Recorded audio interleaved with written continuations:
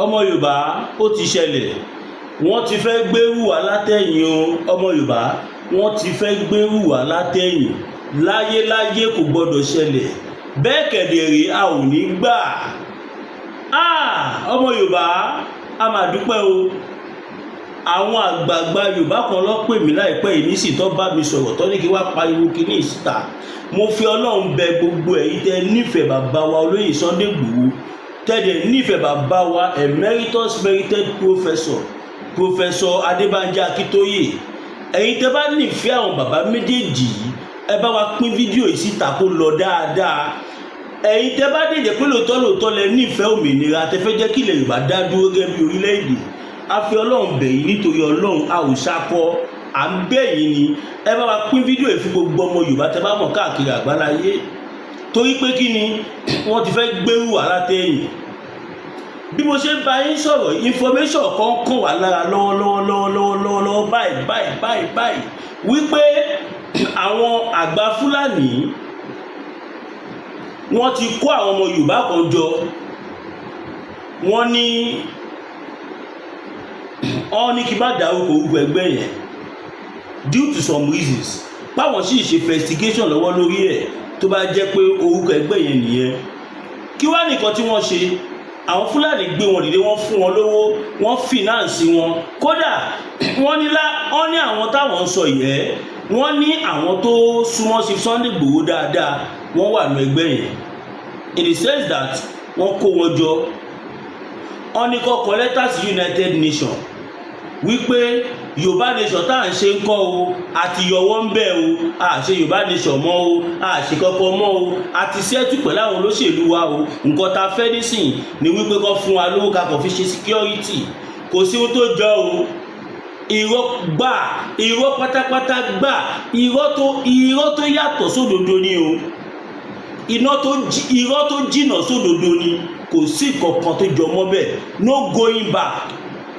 gbogbo wa la mọ̀ pé látìgbà tí bàbá wa olóyè Sunday Adéyẹmọ Ìgbòho Òòṣà àti bàbá Professor Bánjí Akíntóyè látìgbà tí wọ́n ti ń sọ̀rọ̀ wọn ẹ̀rọ àsọ̀kò tó jọ mọ́ bẹ́ẹ̀ yẹn rí o kódà wọ́n ní nígbà tó kọ lẹ́tà yẹn sí United Nations wọ́n ní wọ́n lé wọn dànù pé àwọn ò mọ̀ wọ́n pé tó bá fẹ́ jẹ́ káwọn gba ọ̀rọ̀ tó sọ yẹn wọlé kó lọ mú official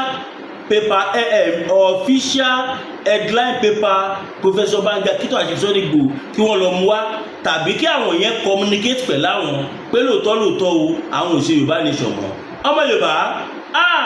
kábíyèsí Elédùmarè ẹ jẹ́ ká bẹ̀rẹ̀ sí ní pariwo sí sọ́dà comment section wípé Yorùbá nation no going back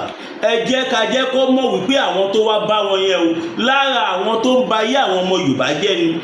àwọn tó wá bá wọn yẹn lára àwọn tí wọ́n fẹ́ kílẹ̀ Yorùbá gba òmìnira ni àwọn tó wá bá wọn kọ́ lára àwọn tó oppress wa ni ẹ̀yin náà wo kìíní nítorí Ọlọ́run ṣó jẹ́ ká tún sì ráwọn ọmọ Yorùbá tí wọ́n sì máa gba owó tí ò tó kọ̀ọ̀kan owó tó jẹ́ pé wọn ò lè fi bọ́ra wọn débi tó fi máa bọ́ ọmọ ṣé èèyàn lè fi owó bẹ́ẹ̀ yẹn fi tọ́ ọmọ kọ́mọ yẹn ṣoríire kò lè ṣoríire kábíyèsí Elédùmarè nílẹ̀ Yorùbá kàtú tí gbọ́ kọ́kọ́ mo ṣe mẹ́yẹ bọ̀ lápò ni kódà mo sì máa play àwọn audio evidence kan fún yín tó bá possible gan máa play àwọn fídíò kọ̀ọ̀kan ọmọ Yorùbá ti ń sùn wọ́n ní ká bẹ̀rẹ̀ sí ní pariwo síta wípé báwa mídíà bá ṣe fídíò ẹ focus sí comment section gẹ́gẹ́ bẹ́ẹ̀ ṣe mọ̀ pé èmi ọmọ yín Mashood TV tí bá jáde síta wá ṣe fídíò kò ń ṣe torí pé bí a mo fẹ́ trend àbí for doing sake tẹ́bá tí ẹ̀wọ́ lọ wò bọ̀ gan fídíò tí mò ń ṣe ó wà very very expensive ìlú tí mo wà kò easy àwọn tó wà lù tí mo wà lè testify sí kò easy kàmá ìtí wà sí kí màá ní mo fẹ́ jáde for trending sake no ọmọ Yorùbá ẹ jẹ́ ká ẹ̀yin tó bá jẹ́ pé audio lẹ lè ṣe ẹ ṣe kẹ jù sí mi màá play ẹ jáde fún gbogbo ayé ẹ̀yin tẹ́ bá lè ṣe fídíò ẹ ṣe ẹ send ẹ sí mi màá post ẹ màá fi send signal sí United Nations gbogbo fídíò tẹ́ rí tá à ń ṣe yìí bóyá èmi ni o Whitest Lion ní o, bàbá wa Láyọ̀mí Kóìkì, World Media ní o, Yèyé Dára ní o, àwọn any video tẹ bá rí tẹ̀rí pàwàtà wà lọ́ndà leadership bàbá wa Professor Banji Akintoye tá a ṣe kẹ́ mọ̀ pé is for a reasons. At least mi jáde lánàá, mi jáde ìjẹta, but ní ìsìn mo jáde nígbà tí important information tó jáde. Ẹ ti gbọ́ kankan o, àwọn kan ti lọ kóra wọn jọ, wọ́n ṣe bẹ nípa àwọn nífẹ̀ẹ́ ilẹ̀ Yorùbá, àwọn Fúlàní, àwọn sẹ́ẹ̀tì àwọn Tanko Muhammad, àwọn tí wọ́n gbéṣẹ́ fún Dúpẹ́ Onítìrì, Tanko Muhammad, wọ́n pọ̀ gan bẹ́ẹ̀. They are generals, they are retired generals in Nigerian Armed Force. Wọ́n pọ̀ gan tó gbéṣẹ́ fún Dúpẹ́ Onítìrì, àwọn ló gbéṣẹ́ fún àwọn eléyìí náà. Wọ́n ní vision àti mission wọn ni pé kí wọ́n make sure pé wọ́n fẹnu bà gbogbo nǹkan tí ṣe Sunday Igboho bá ti ṣe jẹ́. So mò ń fàsìkò yìí sọ fún gbogbo ọmọ Yorùbá káàkiri àgbáláyé wípé láti wákàtí ìlọ́nkọ́ o, tá bá ti ń ṣe fídíò tàbí tá à ń ṣe anything tẹ́ ẹ̀ ráwọ̀ èèyàn tó ń jáde tó wá ń sọ̀rọ̀ against wa, kẹ́tì mọ̀ pé àwọn ará ilé ọ̀kan nìyẹn, kẹ́tì mọ̀ pé àwọn táwọn Fúlàní gbé dìde nìyẹn. Ẹ̀yin náà ẹ wò ó, tí ó bá kí ń ṣe páyé ẹlòmíì ti bàjẹ́, kéèyàn lanu kó máa sọ̀rọ̀ sí olóyè Sunday Igboho ládùúgbò kan tí bàbá yìí ṣe nu movement fún wa. Kábíyèsí Elédùmarè, ká tún sì máa rọ́mọ Yorùbá tó ń gbàbọ̀dè fólóyè tó torí owó, ó torí owó. Ṣó jẹ́ ká rọ́mọ Yorùbá kankan tí òun lèmi ṣe ń sọ fún yín wípé kò kí ń ṣe gbogbo wa ní Yorùbá. Àwa tá jọmọlúàbí nìkan la jọmọ Yorùbá. Kí ló pè Yorùbá? Ọmọlúàbí ni Yorùbá. Yorùbá ó nítumọ̀, Yorùbá ó nítumọ̀. Ẹ̀yin náà ẹ wò, ẹ jẹ́ ká ṣe gbòòsà mẹ́ta fáwọn bàbá wa tí wọ́n fún mi ní information yìí. Gbòòsà àwọn bàbá yẹn wọ́n fún mi ní information yìí kó má rí bẹ́ẹ̀. Wọ́n ní ká tètè lọ máa pariwo síta wípé olóyè Sunday Igboho sì ṣe Yorùbá nation o, àwa dẹ̀ la rán wọn níṣẹ́. He is our representative. Àwọn ló ń ṣojú àwa ọmọ Yorùbá. Kò sẹ́lòmí tó ń ṣojú ọmọ Yorùbá nítòótọ́ àti òdodo tó yàtọ̀ sí bàbá wa emeritus merited intelligent Professor Adébánjí Akíntóyè àti bàbá wa Dr. Chief Sunday Adéníyì Adéyẹmọ Ìgbòho Òòṣà owó baba dání ẹkùn ọkọ Fúlàní àjànàkú kọjá mọ orí nǹkan fìrí tabarere ká ní àárín ẹmu ẹkì ẹran bí ó rẹ̀ kọ́ ládé aláàfin ò ládé adé aládìkún la gbà fáláàfin kábíyèsí Elédùmarè. Ọmọ Yorùbá ẹ jẹ́ ká dúpẹ́ lọ́wọ́ Ọlọ́run torí pé àwa Yorùbá bọ̀ a ní tọ́lọ́run bá ti ń fi ọ̀tá ẹni hàn ni kò lè pani mọ́ àfẹ́ tó bá gọra ẹ̀. Now nígbà tọ́jọ́ kú gbogbo ilẹ̀ Yorùbá dé àwòrán nìkankan àwọ̀ tún àwò sí àwò wájú àwò ẹ̀yìn àwòkè àwòlẹ̀ ààrẹ níbọdí nínú àwọn tó jẹ́ alágbára ilẹ̀ Yorùbá. Olóyè Sunday Igboho nìkan la rí, àwọn nìkan la rí ní gbogbo ilẹ̀ Yorùbá. Ọlọ́run wa lo bàbá ìtàn fún wa. Ẹ̀yin wèrè àdúgbò kan ẹ wá fẹ́ fi ibi fi san Olóyè Sunday Igboho gẹ́gẹ́ bí ẹ ti ṣe máa ń ṣe láti bẹ̀rẹ̀ wá, tó jẹ́ pé ẹni tó bá ti ṣoore fúnlẹ̀ Yorùbá báyìí ẹ rí dájú pé fi bí sú. Èmi tí mò ń sọ̀rọ̀ yìí wọ́n fi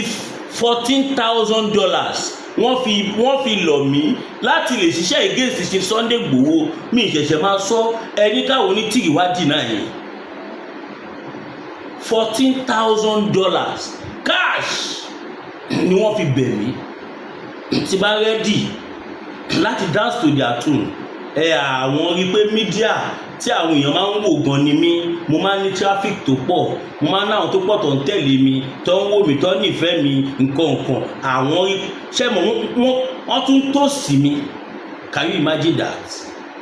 Àwọn rí pé mo nífẹ̀ẹ́ ilẹ̀ Yorùbá lóòótọ́, pé mo nífẹ̀ẹ́ ìlú mi, pé gbà táwọn wò lọ wò bọ̀ nípa àwọn rí pé mo yàtọ̀ sí ọ̀pọ̀lọpọ̀ àwọn yòókù, pé because kí Yorùbá nation tó dé lèmi ṣe ń pariwo pé ìlú ò dáa. Wọ́n ká ní mo jọ́ lárí tàbí mo jẹ́ ẹni tí ó ní làákàyè nígbà mo jẹ́ kó máa sọ̀rọ̀ yẹn, wọ́n sọ̀rọ̀ àtonítìrì o àti gbogbo àwọn tó kọ́ ń bá mi sọ̀rọ̀ kí wèrè onítìrì tó wọlé, wọ́n ṣà ń sọ oríṣiríṣi ọ̀rọ̀ yẹn. Mo jẹ́ kó sọ̀rọ̀ lọ nígbà tó wá fẹ́ forí ẹ̀gún sí pé ṣé kìíní kéèyàn wá kó káàsì fún mi àbí kó ṣe transfer, kó ṣe wáyà transfer fún mi, pé ìyẹn kọ́ lówó tó fẹ́ fún mi o. Eléyìí pé mo kọ̀ tiẹ̀ gbà acceptance fee ni wọ́n pé wọ́n á dẹ̀ máa fún mi lówó every month. Páwọn rí pé èmi nìkan ní mi gbogbo gọ́ọ̀mì tí bẹ̀rẹ̀ sí máa ní káwọn èèyàn support mi fún studio. Mo níbi tí mò ń lò gẹ́gẹ́ bí gbogbo yín ṣe mọ̀ kó tó di pé wá ká mi mọ́ bẹ̀ tó fìbọn já gbogbo ẹ̀ sóríṣiríṣi so àwọn people yìí they are ready to buy anybody. Èmi dẹ̀ sọ fún wọn pé ẹ wá kẹ má jẹ́ kí a máa rojọ́ ju afẹ́fẹ́ ní gbé lọ. Wọ́n mi kanlẹ̀ bá tí mo sọ bẹ́ẹ̀ toró yà wọ́n lẹ́nu, wọn ò mọ̀ pé mo lè reject owó yẹn. Mo sọ fún wọn, mo ní ẹ ṣé, mo dúpẹ́, mo appreciate gbogbo nǹkan tẹ́ sọ. Wọ́n ní kí n má rí ní ipá wọn fẹ́ bribe mi o, báwọn kò fẹ́ encourage mi ni o, báwọn rí pé mo need help, pé ibi tí mo fi ṣe studio tẹ́lẹ̀ báwọn gbọ́ mo sọ́nu fídíò mi pé wọ́n attack mi mọ́lé pé gbogbo ẹ̀ náà ti bàjẹ́, báwọn dẹ̀ wò pé mo máa need studio mi. Mo ní ẹ ṣé, mo dúpẹ́, ẹ ṣé, mo dúpẹ́ gan ni, mo appreciate effort yín, ṣùgbọ́n ẹ jọ̀ọ́ ẹ má bínú, bó ti lè hùn kó rí mi need support yín. Wọ́n ní nígbà tí mo wà Nàìjíríà ọba mi sọ, nígbà tí mo wà ní Togo tí mo gbé Togo ọba mi sọ, ibi tí mo tún wà yìí nísìn wọ́n tún ti bá mi sọ ní last year. Báwọn gbọ́ tí mo sọ̀rọ̀ studio pé mo ní mò ń wá bí 6 million sí kinní kan, pé owó táwọn fẹ́ fún mi ju iye yẹn lọ kinní kan ìgbà pé tí bá fẹ́ káwọn fi kún báwọn tún lè fi kún. Mo ní ẹ má worry, èmi ò kì í gba nǹkan tèmi máa gbà tí mi nílé sọ̀rọ̀. Mo ní tí gbogbo yín tẹ wà ní meeting tẹ bá wò dáadáa, kò tí ì sẹ́ni tí mo pè é nínú yín, kódà gan nígbà tí ìjà ò tí ì ṣẹlẹ̀, nígbà tí ẹ̀ tí gbàbọ̀dì bí mo, that is how I put it. Mo ní nígbà tí gbogbo yín ò tí gbàbọ̀dì tá ẹ̀ tí bẹ̀rẹ̀ sí ní dalẹ̀, kò sí ẹni tí mo pè é nínú yín pé kó fún mi ní 1 naira.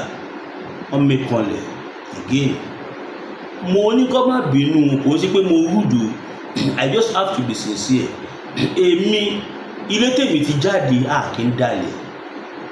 kì í gbàbọ̀dì. Ó pé wa ká mú gàrí lásán tàbí ká wọ́n gàrí jẹ lásán láì fi kankan jẹ lọ́nà tó tọ́ àti tó yẹ ju ká máa jẹ ráìsì àti ṣíkìn nílànà tí ó tọ́ lọ. Mo ní kó tó di pé ẹ fẹ́ lò mí, ìgbà tó bá ṣìjọ ń ṣe papọ̀, ṣe mistake pé nọ́mbà mi rí kẹ́ fún mi lówó. Wọ́n ní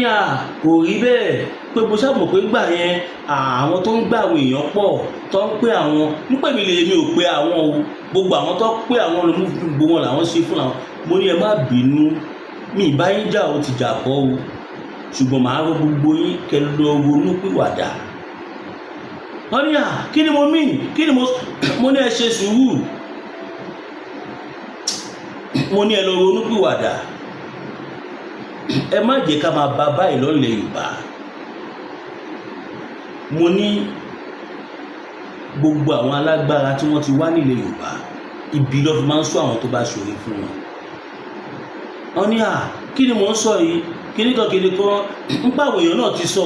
kí wọ́n ní mo lágídí, pé ẹlẹ́kẹta táwọn máa bá mi sọ̀rọ̀ yìí kí ló ń ṣe mí, ṣé mi nìkan ni igbá kan àwo kan nípa àwọn dẹ́ bá mi sòótọ́ ọ̀rọ̀ nípé kò dẹ̀ ń ṣe yàmàyàmá báwọn rí pé lóòótọ́ ni mo fẹ́ lẹ̀ Yorùbá pé ṣùgbọ́n mo ń tẹ̀lé àwọn wrong people. Mo ní kí ló fún yín ní àrídájú pé àwọn wrong people ni mo tẹ̀lé. Mi ò bìlíìfù nínú wọ́n sọ pé wọ́n ní ṣé màá sọ pé mi ì mọ̀ pé ṣe Sunday Igboho ń gba millions of dollars, ṣé màá ní mi ì mọ̀ pé Baba Akintoye ń gba millions of dollars, ṣé màá ní mi ì mọ̀ pé kìnnìkan ọ̀ dárúkọ pé kọ́ dárúkọ everybody. Mo ní ẹjọ́ má bínú ṣe lè fún mi ní receipt. Wọ́n ní kí ni mò ń sọ igan náà ṣé mo fẹ́ máa interrogate àwọn ni táwọn nǹkan tí àwọn ń sọ ni ṣe báwọn làwọn support wọn, àwọn wà náà tó support wọn tẹ́lẹ̀ pé ṣèbọmọ Yorùbá tó rí ẹ̀ pé ni mí ajá tó bá réyàn tó ń jùrù tẹ́lẹ̀ tó wá lẹ́yìn tó ríyàn tó wá ń gbó ṣé kò ní kan tó rí ni mo ní ẹ má bínú mà ṣe lè fún mi receipt. Wọ́n ní ọmọ yóò gbádùn mẹ́rin ẹ mọ̀ wọ́n bẹ̀rẹ̀ sí ní sọ àwọn negative words sí mi ti jáde meeting mo ní ẹ̀wò ẹ lọ kọ̀ọ̀kan kọ́lẹ̀ finish. Mo fẹ́ kẹ́ mọ̀ pé gbogbo yín tẹ wà bíbà yìí tẹ́ bá lọ túbá kẹ́ ronú pìwàdà gbogbo yín ni ẹ sì máa kọ àgbákò ayé torí pé kí ni èèyàn tó dìde tó jà fitafita nígbà tí wàhálà wà nílẹ̀ Yorùbá tí wọ́n bí olóṣèlú kọ̀ọ̀kan dá kó sọ̀rọ̀ kó gbéná wojú Buhari nígbà tí ó sẹ́ni kọ̀ọ̀kan tó lè ṣe pẹ́ẹ́m ilẹ̀ Yorùbá olóyè Sunday Igboho dìde wọ́n gbèjà wa bóyá Fúlàní ò bá tètè pa everybody tán nísìnyí tí ó bá ṣọlá Ọlọ́run tí ò ṣọlá olóyè Sunday Igboho ẹni ẹ wá ṣe olùkọ́ tó ṣe ìtàn. Mo ní ẹ sọ pé nìyí báwo lóṣèlú ṣiṣẹ́ wọ́n máa ṣiṣẹ́ fún olóṣèlú wọ́n á pa ẹ̀gbọ́n wọn ìyá wọn tó jóun nìkan tó nífẹ̀ẹ́ jù láyé wọn wọ́n á lajúlẹ̀ wọ́n á dẹ̀ jẹ́ kí ìyá wọn wọ́n á dẹ̀ sì máa play politics. Ká tiẹ̀ sọ pé gbogbo ìyẹn ẹ̀ fojú yín rí àwọn àkáǹtì wọn tó jẹ́ life savings ṣe Sunday Igboho tí federal government gbẹ́sẹ̀ lé tó bá jẹ́ pé wọ́n ti fi wọ́n sílẹ̀ ní tí wọ́n ní ṣí àwọn àkáǹtì yìí ni. Wọ́n ní kí n gbàgbé kí ṣe kinní kan kí n ṣàwo. Mo ní àbí ṣó lẹ́nìwẹ̀ẹ́ ṣé any evidence bóyá bí tí wọ́n kàn ti gbé Ghana must go fún wọn báyìí àbí tí wọ́n ti gbé kọ̀ọ̀kan because as far as I'm concerned mo lè sọ pé mo wà nínú àwọn tó súnmọ́ ṣe Sunday Igboho jù ní gbogbo àgbáyé lè ní tí n bá sí ní mo wà ní top 1 to 3 àwọn tó súnmọ́ lóye Igboho jù màá wà ní 1 to 3 tábà wá rí irú ẹ̀rí gbogbo àtòrí family kọ̀ọ̀kan ká sọ pé mo wà ní top 5 yes kẹ́lẹ̀ mọ bí closeness yẹn ṣe tó kẹ́lẹ̀ mọ̀ pé àjọ ń wà látàárọ̀ dalẹ́ àjọ ń wà àjọ ń ṣe nǹkan. I saw all what is happening òun lèmi ò ṣe lè gba bọ̀dì fáwọn bàbá yẹn torí mo mọ gudugudu méjì yàyà mẹ́fà táwọn bàbá yẹn ṣe. Ẹ wo bàbá wa Professor Banji Akintoye bí mo ṣe ń bá yín sọ̀rọ̀ lọ́wọ́lọ́wọ́ báyìí tẹ́ bá gbéra tẹ́ lọ sọ́dọ̀ bàbá yẹn ẹ bá wọn níbi tí wọ́n ti ń draft document tàbí kọ́ máa bá some western power sọ̀rọ̀ lọ́wọ́ náà tí wọ́n lè ràn wá lọ́wọ́ a lot of things.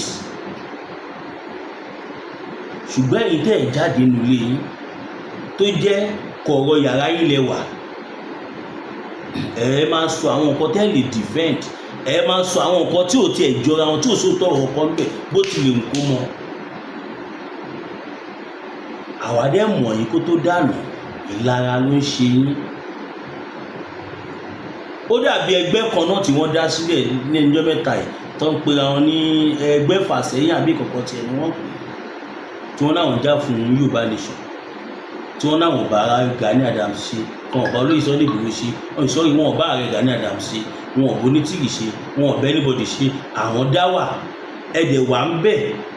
ọ̀ ń bó olóyè Sunday Igboho ọ̀ ń bú gbogbo wọn ẹ̀dẹ̀ ń pera ayé lẹ́gbẹ̀ẹ́ lọ síwájú ìsátẹ́gbẹ̀ẹ́ lọ síwájú. Inú mi dùn ọ̀pọ̀lọpọ̀ call ni mo ti receive nípa ọ̀rọ̀ chief imam tí wọ́n ní chief imam ọ̀dàlẹ̀ ni wọ́n kíníkan ni wọ́n wà náà tó dẹ́gbẹ́ yẹn lẹ̀ nígbà kan àwọn kan mo ní rárá o àti bá Chief Imam sọ̀rọ̀. Chief Imam said he is not part of that nonsense. He is not part of that nonsense. Báwọn ò dẹ̀ lé sí níbi tó bá ti ń fẹ́ tẹnu àbùkù lu olóyè Sunday Igboho. Kí la tún fẹ́ gbọ́? Chief Imam sọ bẹ́ẹ̀. Wọ́n náà ò mọ̀ wọ́n rí. Wọ́n kọ̀ invite àwọn ni gẹ́gẹ́ bí ìkọ́nà àwọn àgbàgbà ilẹ̀ Yorùbá. Bàbá yẹn dẹ̀ lọ. Ìgbà tí wọ́n dẹ̀ rí pé nonsense tó ń ṣe nìyí, bàbá yẹn dẹ̀ fi wọ́n lẹ̀. Ẹ lọ wo gbogbo àwọn tó náà wọ́n dá ẹgbẹ́ lọ síwájú sílẹ̀. Mi ò fẹ́ popularize yín. Torí tí bá sọ̀rọ̀ nípa yín nísìn, a máa rí 1 or 2 people tó máa ní 30 làwọn tó ń sọ yìí. Èyí tó yẹ pé látòrí ẹni tó dá ẹgbẹ́ yẹn lẹ̀ dé orí ẹni tó sì máa add ní èní tàbí tó máa yọ lé ní yẹ kò sẹ́ni tá mọ̀ tẹ́pà lèyí tá máa dá mọ̀ ní kò sẹ́ni tá mọ̀ nú yín. We don't know any one of you. Wọ́n tẹ́ máa jẹ lẹ̀ ń wá. Olóyè Sunday Igboho wọn ọ̀dẹ̀ wá ohun tó máa jẹ. Gbogbo ayé ló mọ̀ pé omi ti wà láàmú. Ohun tó máa jẹ tó máa fi jáde láyé Ọlọ́run ti ṣe fún wọn. Ẹ lọ wọ àwọn ọmọ wọn graduate with distinction nílùú òyìnbó. Ọmọ wọn kan tó study law tó ṣe tán ní last year, she graduated with distinction as an international lawyer. She studied international law. Can you imagine? Ẹni táwọn ọmọ ẹ ti lọ́jọ́ iwájú tó dẹ̀ tí wọ́n ń wá ọjọ́ iwájú fáwọn ọmọ Yorùbá tá à jẹ́ nǹkan kan tó wá jẹ́ àwa yìí náà látún wá ń ṣe ní belebele. Ẹ wò ó kó tó di kí wọ́n bọ́ sí pèrè kejì. Ẹ má gbàgbé o studio mo sọ wípé a need àwọn equipment kan ní studio wa tí mo náà need tí o gbẹ lọ bí 6 million. A fẹ́ ra standard generator, a fẹ́ ra mixer, professional microphone, drone tó máa fly at least 20,000 above the sea level. Torí rally ta fẹ́ ṣe ohun mi ká fly drone tó máa wọnú òfurufú lọ tá máa fi ṣe surveillance. Ẹ̀wò kí má ní fi bẹ́ẹ̀ sọ̀rọ̀. I need the desktop, I need the router, I need the mixer, I need the standard generator, standard table àtàwọn nǹkan pẹ́pẹ́pẹ́ kọ̀ọ̀kan náà ta need kákọ̀ tí ẹ̀ ní níwọ̀nba fẹ́ ìtọ́lọ́ba búkú tètè fẹ́ support wa. Our Naira account is GTB 021 41 68 704 021 41 68 704 021 41 68 704 GT Bank Williams Olúwatósìn Zanu lè máa rí lórí ẹ̀ 021 41 68 704 GTB. Kò sí tẹ fún wa tí every kobo counts. Káti àtòwò tàbí fi relocate everything kàṣà ní bí i 7.5 million. Every kobo counts. Ẹ̀yin tẹ̀ ń wò mí pọ̀ gan. Tẹ́yìn follower mi nìkan mọ̀ kọ́lọ́wà ṣe gbẹ̀rún. Mo mọ̀ pé àwọn kan ti balẹ̀ jẹ́ òun ló ṣe piece a lot of people up láti support any other media tó bá need the support. Tẹ́ bá wò dáadáa kẹ̀rí pé ọmọ yín máa bí TV mo dúró tán mi ga tán. Ẹ jẹ́ sáré play kankan fún yín kí ó tó di pé màá bọ́ sí ìpele kejì. Èsì tí mo fáwọn lórí burúkú yẹn máa kọ̀ play díẹ̀ fún yín bẹ̀ ẹ gbọ́. Orúkọ mi ni Williams tí gbogbo yín mọ̀ sí mass prayer for all our leaders. Ẹ̀yin wèrè kan ọlọ́tẹ̀ aláìmọ̀ tó kàn ẹ̀wọ̀n òṣùṣù ẹni èmi mass prayer mass BTV àti òbíyọ̀ ajá olóyè Sunday Igboho là wa a máa kó oríire o. Ṣe orúkọ yẹn náà lẹ́yìn náà pé tó dá ṣáká lẹ́nu yìí tó túmọ̀ sí pé ẹ̀mí ta jájá ẹ̀. Ṣé kò sàn kéèyàn jájá olóyè Sunday Igboho ju kó jẹ́ ajá èèyàn lọ̀tẹ̀ yìí lọ? Bẹ́ẹ̀ni. Ẹ lọ gbogbo àwọn tó kó àwọn jọ tọ́nà àwọn dá ẹgbẹ́ ìlọsíwájú kiri kọ̀kẹ́ kẹ́ lọ́wọ́ sáàpù wọn yẹn ẹ̀ rí pé àwọn tí wọn kì í gbàfẹ́ yàn ní láti lẹ̀ ka àwọn tó yẹ pàtìlẹ̀ náà ni wọ́n ti tako olóyè Sunday Igboho.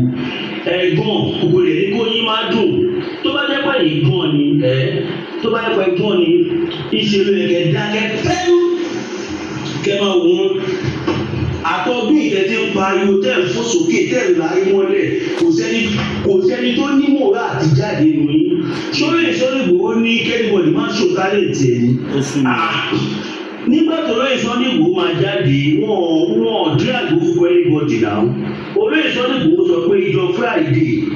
ìwọ Sẹ́ríkì ìwọ fún ẹ níjọ́ méje mi ìfẹ́ rí ẹbẹ̀ yẹn mọ́ tí bá wá ìgbà níjọ́ keje mò ń bọ̀ wá jagun ní gbogbo ayé lọ́gbọ̀ ọ̀pọ̀lọpọ̀ ọmọ Yorùbá tó dẹ̀ lọ sí sínì yẹn jọ yẹn wọ́n fẹ́ lọ wò wọ́n fẹ́ lọ wo bí ìjọba ti wọ́n fẹ́ lọ bí gọ́ọ̀mẹ̀ntì ṣe fẹ́ fi ṣe Sunday Igboho ṣẹlẹ́yà ni ṣùgbọ́n lọ́wọ́n ọba tí ò ní fi àwọn èèyàn tiẹ̀ ṣẹlẹ́yà ó sọ ẹlẹ́yà yẹn di ayẹyẹ òun làwọn wá celebrate the day olóyè Sunday Igboho has make a move gbogbo ẹ̀yin wèrè tí ẹ̀yin tẹ́lógún lẹ́kọ̀ọ́ tẹ́lẹ̀pẹ̀rẹ̀ ayé yín ló tẹ́lógún bàdàn lásán tẹ́lẹ̀pẹ̀rẹ̀ ayé yín lógún lẹ́kọ̀ọ́ mélòó la dámọ̀ ní ṣègbóhù lẹ́sọ tó jáì tẹ́ní ajá Sunday Igboho ní Mass BTV Emmanuel àti Omeyo nǹkan tí ó bá ti jẹ́ sí Sunday Igboho ló sọ wọn ń tẹ̀lé wọn sọ́pọ̀tì báwo ni mo ṣe máa sọ́pọ̀tì irúkọ bẹ́ẹ̀ bá ti ní iṣẹ́ ohun àlè tí mi ń ṣe àfibíṣólóore ẹ ti gbàgbé nílẹ̀ Yorùbá yìí náà ni àkàn bàbá ńlá bàbá wa sẹ́yìn tó jẹ́ pé kò sí ìgbà tí wọ́n bá ṣe fúnlẹ̀ Yorùbá yìí ìdí ló máa fi sọ àwádẹ́ sọ pé àwọn ò fẹ́ ṣe irú ẹ̀ mọ́. We don't want to be part of that again. We don't want to be part of that again. Ẹni tó bá ti ṣoore fúnlẹ̀ Yorùbá nísìnyí a fẹ́ jẹ́ kí wọ́n máa dùn kó tún lè máa ṣe sí ni a fẹ́ pa ìran kọ́ ṣoore ló máa fi bí sán a fẹ́ parẹ́ à ń kọ́ ẹ̀ ń parẹ́ à ń kọ́ ẹ̀ ń parẹ́ ẹ̀ sínú àti kọ̀ọ̀kan ṣó lórí burúkú nìyí ni. Tabandákẹ́ tá a wó yà ń pọ̀ yín lé ni. Èèyàn mélòó kan tiẹ̀ lè dààmú ná tẹ̀ fún ta. Kẹ́ẹ̀lómi inú àwọn tó ń sọ̀rọ̀ yìí tẹ́ bá gbá etí ẹ ó lè mọ́ọ̀dù straight. Anyway kò jọ mí lójú torí pé àwùjọ yẹn náà ṣàwùjọ èèyàn gidi ibi téèyàn bá ti ń kú foríjì tó jẹ́ pé ó lè fogun ẹnu kóyàn ó jẹ́ kéèyàn náà mọ̀ pé ẹgbẹ́yẹlẹ yẹn wọ́tọ̀ so ọ̀rọ̀ yóò jọ mí lójú gbogbo ọ̀rọ̀ tẹ́ bá mọ̀ kẹ́ máa sọ ìdí mo bá dẹ̀ ti gbowó rí lọ́wọ́ ẹ̀ nínú yín kó já ìkó wa tí ó bá sọ kò ní ṣòro ìwé kò ṣe Yorùbá lè sọ̀rọ̀ láì ní lójú èmi personally Yorùbá lè sọ̀kọ́ ló láì ní lójú àwa ti ń pariwo pé yóò dance for the past 18-19 years mo kéré fídíò tó sọ mí di ẹni tí fídíò tó gbé wá sí limelight is around 2011-2012 tí mo ní mass burial for all our leaders nígbà tó pọ̀lọpọ̀ yìí gan tẹ̀sí ń gbowó oúnjẹ èmi náà sì ń gbowó oúnjẹ ńgbà yẹn ṣùgbọ́n ẹ̀jẹ̀ kí a jà fún ìlú wa ó wà ní ẹ̀jẹ̀ ọ̀pọ̀lọpọ̀ yìí wọ́n lẹ̀ wà náà ẹ ti wò pé owó tó fi lọ sí Sunday Igboho tí wọ́n gbà tẹ́yìn náà bá kó ayé jọ tí ẹ dìnnú ń pé bí wọ́n máa pè é I'm sorry for you all tẹ bá ní múra àwọn èèyàn tẹ̀lé ẹ ní múra ẹnu kọ́ ló fi ń jà ẹ jáde kẹlọ ṣe 10% kan tí fi Sunday Igboho ṣe ìgbà yẹn lọ́wọ́ mọ̀ pé yes ẹ tó ẹni tá lè tẹ̀lé ṣé èyí tí a lè rí títì gan kàmùkù wọn ló sọ̀rọ̀ èwo nu yín la dámọ̀ gbogbo ẹni tó wà ní sáàkù yẹn èwo ní la dámọ̀ mo fàṣìkò kí bàbá mi ṣì fi máa mọ̀ bàbá dáadáa bàbá ti kí ara wọn o bàbá ṣì fi máa mú ti jẹ́ ká mọ̀ wípé is not part of that nonsense torí pàtẹ́ mi lọ́kọ́ gbọ́wọ́ ẹ̀ tẹ́lẹ̀ pé ṣì fi máa mú wà láàrin wọn kan ó dùn ní kódà àkàwá kan ṣe meeting pé a fẹ́ pe ṣì fi máa kí a bẹ̀rẹ̀ sí ní jáde fún wọn but ká dúpẹ́ bọ́lá ó fún wa ní youth leader ọmọ ìlòmíyọ̀ tó yẹ pé wọ́n nínú àti ìjáde fún wọn ẹ̀yẹ ká pe ṣì fi máa nígbà tó dẹ̀ pé ṣì fi máa jẹ́ ká mọ̀ wípé he did not know anything about it tẹ́mi náà dẹ̀ mọ̀ pé ṣì fi máa lóòótọ́ wọn ò lè sí níbi tí wọ́n bá ti ń dìtẹ̀ sí Sunday Igboho torí sì fi máa mọ̀ kí sọ́mọ àlè Yorùbá ọmọ ọkọ ni wọ́n. ẹ lọ wo àwọn fídíò kan tí sì fi máa mú gbé jáde àwọn lọ́kọ́kọ́ ṣẹ́ àwọn alákatakítí ẹlẹ́sìn mùsùlùmí ilẹ̀ Yorùbá sì fi máa mú lọ́kọ́ bẹ̀rẹ̀ sí ní ṣẹ́ wọn lápá ní ẹ́rà táwa yìí kó tó di gbọ́kànlélẹ́kọ̀ọ́ èrò náà lójú wọn là sí ibi tí Táyé ti ṣe nǹkan tó ti gba yìí Kẹ́hìndé lè má gba yìí ó lè dé bẹ́ẹ̀ kó tẹ́ ẹgbẹ́jẹ́ fóyì Òun lọ́lọ́run fi rán. orí ló mọ̀ orí ló mọ̀ Òun lọ́lọ́run fi rán. nígbà tó lè Sunday Igboho fẹ́ ṣe tiwọn wọn copy anybody wọn ò ṣe content body ti ṣe nígbà tí Buhari ń dún mọ̀ tí gbogbo ilẹ̀ Yorùbá ń gbóná tọ́jọ́ kú ọ̀pọ̀lọpọ̀ ọmọ Yorùbá pé olóyè Sunday Igboho nìkan ló dìde àti Nnamdi Kanu nílẹ̀ Ìgbò àwọn tó ti ẹ̀já lágbára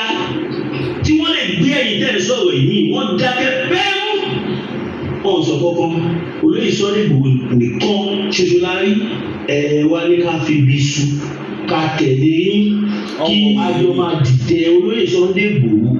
kò ní ṣẹlẹ̀ káfàtà ní ṣòwìrì. Mo kí gbogbo ọmọ Yorùbá káàkiri àgbáláyé nílé lóko lájò ẹ má gbàgbé kẹ́ ẹ bá wa share fídíò ẹ like ẹ share ẹ comment ẹ subscribe kẹ́ notification bell yín ẹ má gbàgbé o what we want is Yorùbá nation freedom. Chief Sunday Igboho, Professor Banji Akintoye are the only leader we have in the movement. God bless you all.